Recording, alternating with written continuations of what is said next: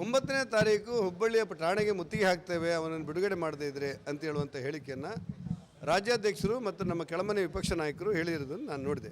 ಅವರು ಇಡೀ ಪಕ್ಷದ ಹೇಳಿಕೆ.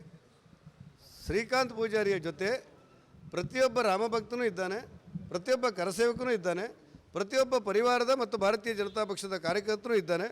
ಒಟ್ಟಾಗಿ ಒಂದಾಗಿ ಶ್ರೀಕಾಂತ್ ಪೂಜಾರಿಯ ಕುಟುಂಬಕ್ಕೆ ರಕ್ಷಣೆ ಕೊಡ್ತೇವೆ. ಶ್ರೀಕಾಂತ್ ಪೂಜಾರಿಯನ್ನು ತರುವವರೆಗೆ ನಮ್ಮ ಹೋರಾಟಗಳು ಮುಂದುವರಿಯುತ್ತೆ. ಗೊತ್ತಿಲ್ಲ, BK ಹರಿಪ್ರಸಾದರು ಬೇರೆ ಅಲ್ಲ, ಕಾಂಗ್ರೆಸ್ ಪಕ್ಷ ಬೇರೆ ಅಲ್ಲ.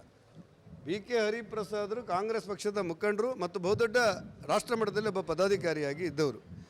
ಈಗಲೂ ಕೂಡ ಕಾಂಗ್ರೆಸ್ ಪಕ್ಷದ ಶಾಸಕರು, ಈಗಲೂ ಮೊನ್ನೆವರೆಗೂ ಕೂಡ ವಿಪಕ್ಷದ ವಿಧಾನ ಪರಿಷತ್ತಿನಲ್ಲಿ ಮುಖಂಡರಾಗಿ ಇದ್ದವರು.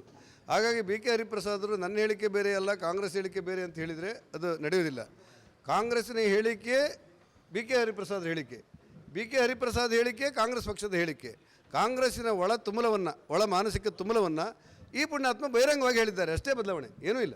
ಅವರ ಗೋತ್ರದಂಥ ಹತ್ಯೆಗಳು ನಡೆಯುತ್ತೆ ಅನ್ನೋದೇ ಅತ್ಯಂತ ಘೋರವಾದಂಥ, ಭಯಾನಕವಾದಂಥ ಮತ್ತು ಜನರಲ್ಲಿ ಭೀತಿ ಹುಟ್ಟಿಸುವ, ರಾಮಭಕ್ತರನ್ನು ಕರಸೇವಕರನ್ನು ಒಂದು ರೀತಿ ಆತಂಕ ವ್ಯಕ್ತಪಡಿಸುವ ಮತ್ತು ಕಾನೂನು ವ್ಯವಸ್ಥೆಗೆ ಸಡ್ಡು ಹೊಡೆಯುವಂಥ ಒಂದು ಘಟನೆ ಆದ್ದರಿಂದ ಅವ್ರನ್ನ ತನಿಖೆಗೆ ಒಳಪಡಿಸಬೇಕು ಅನ್ನೋಂಥ ಆಗ್ರಹವನ್ನು ನಾವು ಮಾಡಿದೆವು.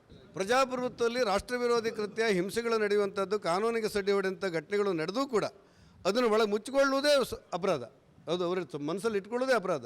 ಏನಿದ್ರೂ ಕೂಡ ಮುಖ್ಯಮಂತ್ರಿ ಮತ್ತು ಗೃಹ ಮಂತ್ರಿಗಳ ಜೊತೆಯಲ್ಲಿ ಅವರು ಹಂಚಿಕೊಳ್ಳಬೇಕು, ಪರಿಸ್ಥಿತಿ ನಿಭಾಯಿಸಲಿಕ್ಕೆ ಸರ್ಕಾರಕ್ಕೆ ನೆರವಾಗಬೇಕು. ಅಲ್ಲ, ಅದನ್ನು ಮತ್ತೆ ಏನಂತೇಳಿ ನಮ್ಮ ಕೇಂದ್ರ ಸರ್ಕಾರದವರು ಯೋಚನೆ ಮಾಡ್ತಾರೆ.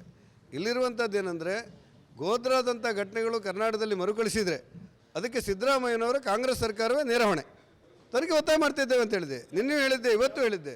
ರಾಜ್ಯ ಸರ್ಕಾರದ ಹತ್ರ ಯಾವ ಏಜೆನ್ಸಿಗಳಿದೆಯೋ ಆ ಏಜೆನ್ಸಿ ಮೂಲಕ ಸ್ವತಃ ಗೃಹ ಮಂತ್ರಿಗಳ ನೇತೃತ್ವದಲ್ಲಿ ಇವರು ಹರಿಪ್ರಸಾದ್ ಕೊಟ್ಟಿರುವಂಥ ಮಾಹಿತಿ ಮತ್ತು ಅವರ ತನಿಖೆ ಆಗಬೇಕನ್ನೋದು ನಮ್ಮ ಆಗ್ರಹ.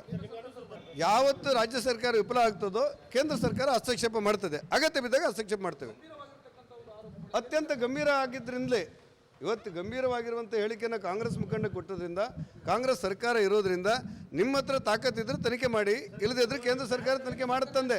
ಸರ್ಕಾರ ಅವ್ರದ್ದೇ ಆದ ಮಟ್ಟದಲ್ಲಿ ಯೋಚನೆ ಮಾಡ್ತಾ ಇದ್ದೇವೆ, ಮಾಡಲಿಲ್ಲ ಅಂತ ಹೇಳಿದಾರಾ? ಈಗ ಅವರು ಯೋಚನೆ ಮಾಡ್ತಾ ಇದ್ದಾರೆ ಏನು ಮಾಡಬೇಕು ಅಂತೇಳಿ. ರಾಷ್ಟ್ರೀಯ ತನಿಖಾ ದಳ ಮೂಲಕ ಏಜೆನ್ಸಿ ಮಾಡಬೇಕಾದಂಥ ಅವಶ್ಯಕತೆ ಹೇಳಿದರೆ ಕೇಂದ್ರ ಹಸ್ತಕ್ಷೇಪ ಮಾಡುತ್ತೆ. ಅದ್ರ ಒಳಗೆ ನೀವೇನು ಅಂತ ಕೇಳಬೇಕಲ್ಲ, ಅದಕ್ಕೋಸ್ಕರ ಕಾಯ್ತಿದ್ದೇವೆ. ಅನುಕ್ಷಣದ ಸುದ್ದಿಗಳಿಗಾಗಿ ವಿಸ್ತಾರ ನ್ಯೂಸ್ ಯೂಟ್ಯೂಬ್ ಚಾನೆಲ್ ಸಬ್ಸ್ಕ್ರೈಬ್ ಮಾಡಿ. ಹೊಸ ಸುದ್ದಿಗಳ ನೋಟಿಫಿಕೇಶನ್ಗಾಗಿ ಬೆಲ್ ಐಕಾನ್ ಕ್ಲಿಕ್ ಮಾಡಿ.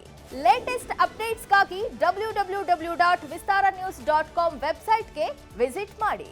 ಅಂಗೈಯಲ್ಲೇ ಜಗತ್ತಿನ ಸುದ್ದಿ ತಿಳಿಯಲು ವಿಸ್ತಾರ ನ್ಯೂಸ್ ಕನ್ನಡ ಆಪ್ ಡೌನ್ಲೋಡ್ ಮಾಡಿ.